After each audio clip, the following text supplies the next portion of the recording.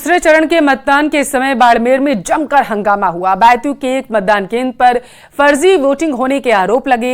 एक तरफ रविंद्र सिंह भाटी की फौज थी तो दूसरी तरफ कांग्रेस की। वहीं सवाई माधोपुर में भी फर्जी वोटिंग की सूचना पर बीजेपी प्रत्याशियों ने जमकर हंगामा किया। शुक्रवार को कहां हुआ हंगामा और कैसी हुई वोटिंग, रिपोर्ट में देखिए।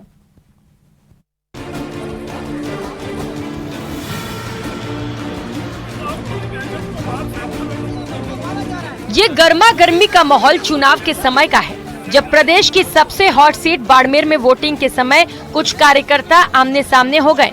विवाद बढ़ा तो बैतू विधायक हरीश चौधरी धरने पर बैठ गए। वहीं दूसरी तरफ निर्दलीय प्रत्याशी रविंद्र सिंह भाटी के कार्यकर्ता थे। हालांकि दोनों ने ही चुनाव आयोग पर सवाल उठाए हैं।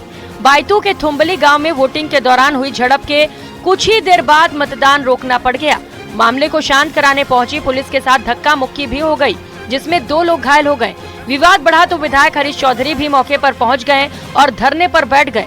निशाने पर चुनाव आयोग था और शिकायत प्रशासन से थी। सुनिए हरीश चौधरी ने क्या कहा। ये चुनाव आयोग के प्रतिनिधि के तौर पर कलेक्टर महोदय है।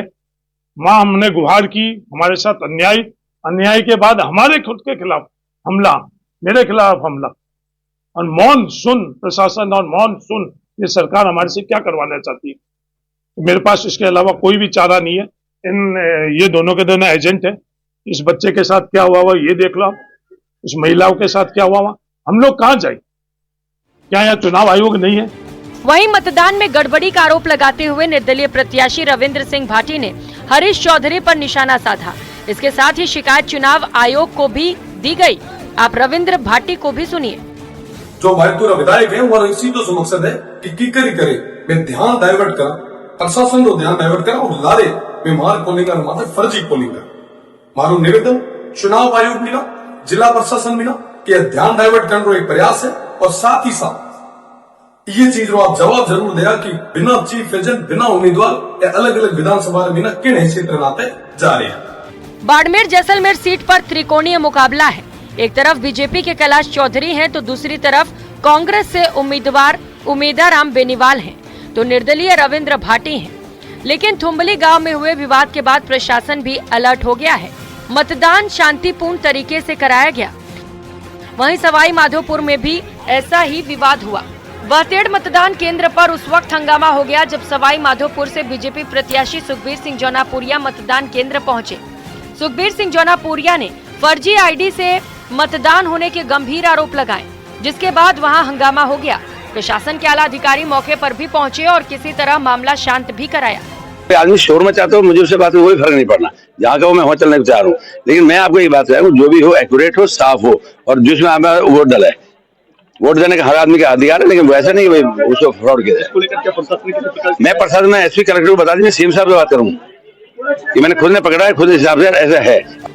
हालांकि इन 2 घटनाओं को छोड़कर मरुधरा में मतदान शांतिपूर्ण ही संपन्न हुआ। लेकिन बाड़मेर में हुए विवाद से प्रशासन भी सख्ते में आ गया था, क्योंकि इस सीट पर कांटे की टक्कर तो है ही, साथ ही में दिग्गजों की प्रतिष्ठा भी दांव पर लगी है।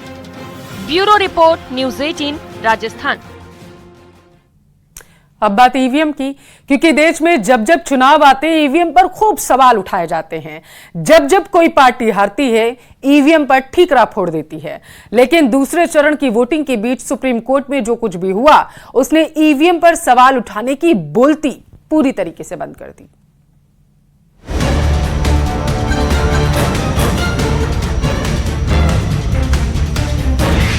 एससी में वीवीपैट पर सभी याचिकाएं खारिज। वीवीपैट की 100% पर्चियों का नहीं होगा मिलान। बैलेट पेपर से नहीं ईवीएम से होगा मतदान।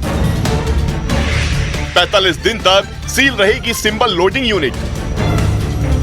सुप्रीम कोर्ट के आदेश के बाद वो याचिकाएं अब खारिज हो चुकी हैं, जिसमें बैलेट पेपर से चुनाव कराने की मांग की गई थी और वीवीपैट की 100% पर्चियों की गिनती की मांग की गई थी। देखिए, सुप्रीम कोर्ट ने सब चीजें आंकी हैं, आंकलन किया उनका, और उसके बाद उसके हिसाब से उन्होंने फैसला दिया। उन्होंने सब चीजों को पूरे सोच विचार करके ही फैसला दिया होगा। 2 दिन चली सुनवाई के दौरान सुप्रीम कोर्ट ने साफ कहा है कि चुनाव आयोग ने अदालत में सारे संदेह दूर किए। हर चीज पर अविश्वास नहीं जताया जा सकता। संदेह के आधार पर ही आदेश नहीं जारी कर सकते, संवैधानिक संस्था के कामकाज को कंट्रोल नहीं कर सकते। लेकिन इस दौरान कोर्ट ने यह भी बात कही कि सिंबल लोडिंग यूनिट को 45 दिन तक सील रहने दिया जाए और अगर किसी उम्मीदवार को ईवीएम में गड़बड़ी का संदेह होता है और वो वेरिफिकेशन की मांग करता है तो सारा खर्चा उसे ही उठाना होगा। इस दौरान अगर ईवीएम में छेड़छाड़ पाई जाती है तो सारा खर्चा वेरिफिकेशन की मांग करने वाले उम्मीदवार को वापस किया जाएगा। उम्मीदवार इस वेरिफिकेशन की मांग नतीजों की घोषणा के 7 दिनों के भीतर लिखित रूप से कर सकते हैं। सुप्रीम कोर्ट के आदेश का हम लोग सब पालन करेंगे, लेकिन होना चाहिए 100% वीवीपैट की गिनती होनी चाहिए।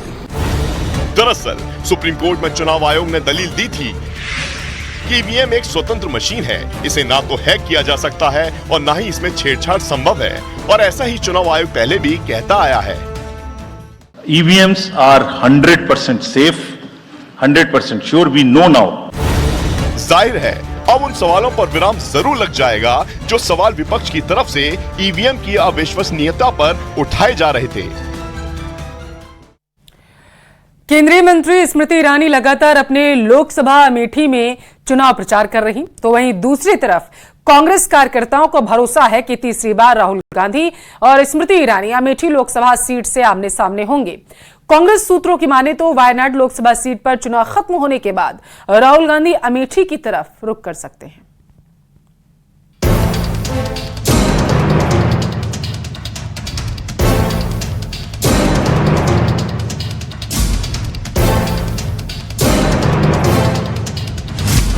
क्या राहुल गांधी फिर अमेठी से लड़ेंगे चुनाव?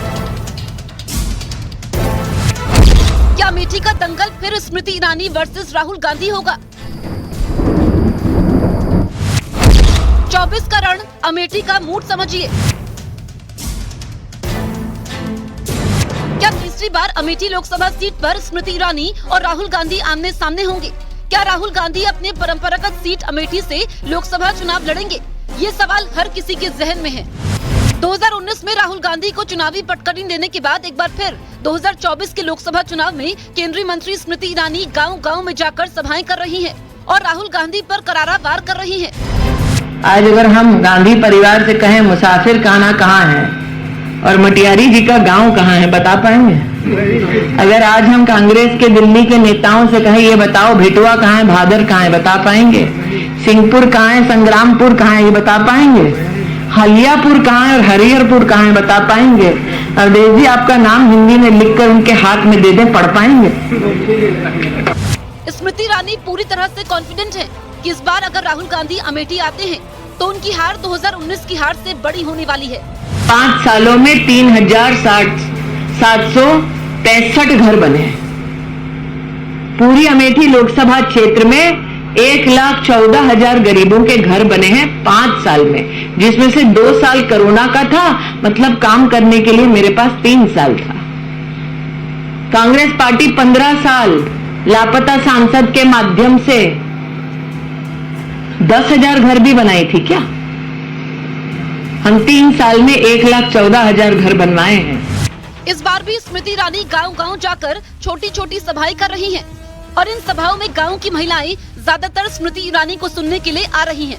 मंत्री स्मृति ईरानी लगातार अपने लोकसभा क्षेत्र में घूम रही हैं और रोजाना 1 दर्जन से ज्यादा छोटी-छोटी जनसभाएं कर रही हैं। मैं आपको तस्वीरें दिखाने जा रहा हूं। स्मृति ईरानी इस वक्त स्टेज पर हैं और वो लगातार शाहगढ़ के महिलाओं से, पुरुषों से लगातार वो संपर्क कर रही हैं, सीधे कनेक्शन स्थापित कर रही हैं। और जब स्मृति ईरानी 2014 में चुनाव आ रही थी तब वो अमेठी छोड़ के नहीं गई थी। इसी तरीके से छोटी-छोटी गाँव स्तर पर सभाएं की थी, जिसकी वजह से 2019 में स्मृति ईरानी ने राहुल गांधी को 55,000 से ज्यादा वोटों से हरा दिया था।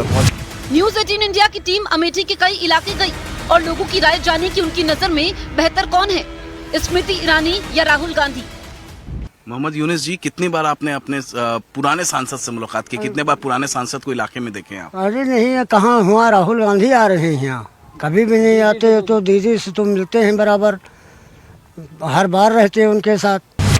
2019 में स्मृति ईरानी ने जैसे ही अमेठी से राहुल गांधी को चुनाव में शिकस्त दी, उसके बाद स्मृति ईरानी समझ गई कि अगर अमेठी में बने रहना है तो लोगों के बीच ही रहना पड़ेगा।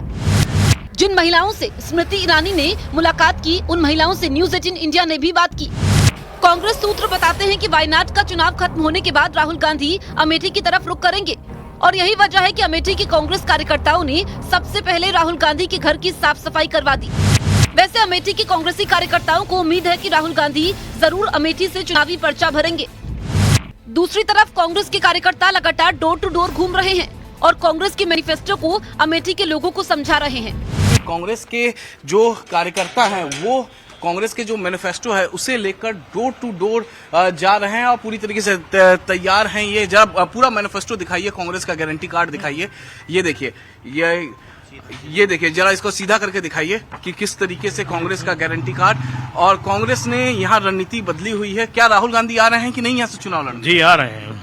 कोई सूचना आई है आप लोगों के पास? नहीं, सूचना नहीं आई है। आएंगे, चुनाव लड़ने आएंगे। आप राहुल गांधी अमेठी से चुनाव लड़ेंगे या नहीं, ये तो जल्द ही साफ हो जाएगा। लेकिन सौभाग्य की एक बात, अमेठी में स्मृति ईरानी का पलड़ा भारी दिख रहा है।